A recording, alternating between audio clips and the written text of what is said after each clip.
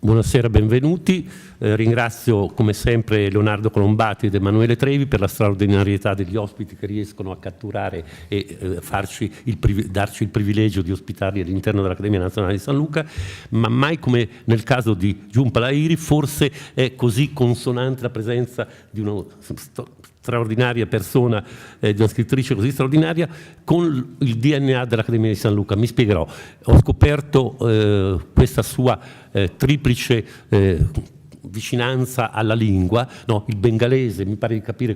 la lingua degli affetti, l'inglese la lingua della formazione, dell'istruzione, e poi la scoperta nei confronti dell'italiano a partire dalla folgorazione a Firenze nel 94, da cui lei ritorna in America con la sorella, con l'amore e la passione per questa lingua italiana, al di là dei sapori, dei saperi, eccetera. E quindi mi sembra che l'idea della San Luca, tutta strutturata sulla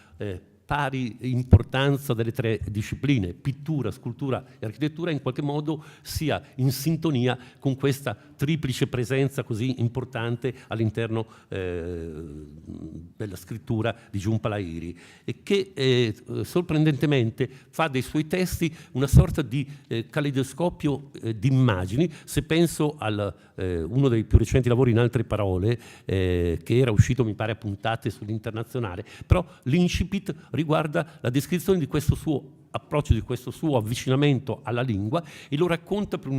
attraverso un'immagine straordinaria, quella della circumnavigazione di questo lago oscuro, dove lei si sente sicura facendo molti giri in tondo, nonostante la prospettiva sia quella di arrivare alla sponda di là, alla distanza, dove c'è una casetta. Ecco, lei solo a un certo momento si decide a fare l'attraversamento, a superare il periglio dell'attraversamento. Ecco, quindi è un'immagine straordinaria che si ricollega poi all'immagine incredibile di quando parla dell'esperienza dell'ultimo Matisse, quello che lei vede a Londra, delle opere tra il 39 fino agli anni 40, dove il lavoro di Matisse è tutto realizzato attraverso la sforbiciatura, attraverso la disseminazione e la dissezione degli elementi, diciamo, nel periodo terminale del lavoro di Matisse, e in questo sembra sentire molta vicinanza al suo modo di lavorare. Pensate poi alla scoperta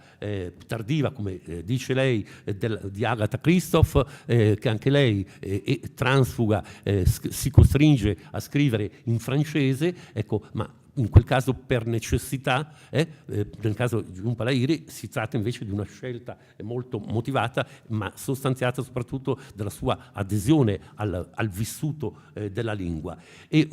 non voglio dilungarmi oltre, se non il piacere straordinario di aver sentito citare, non lo sentivo da molto tempo, Lalla Romano, a proposito che del nulla è reale e tutto è reale. Siccome da bambino ero molto legato alla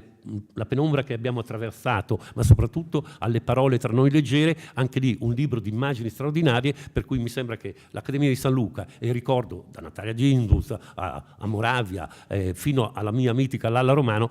sia veramente una congiunzione astrale, per cui grazie a voi e grazie a Jhumpa Lahiri.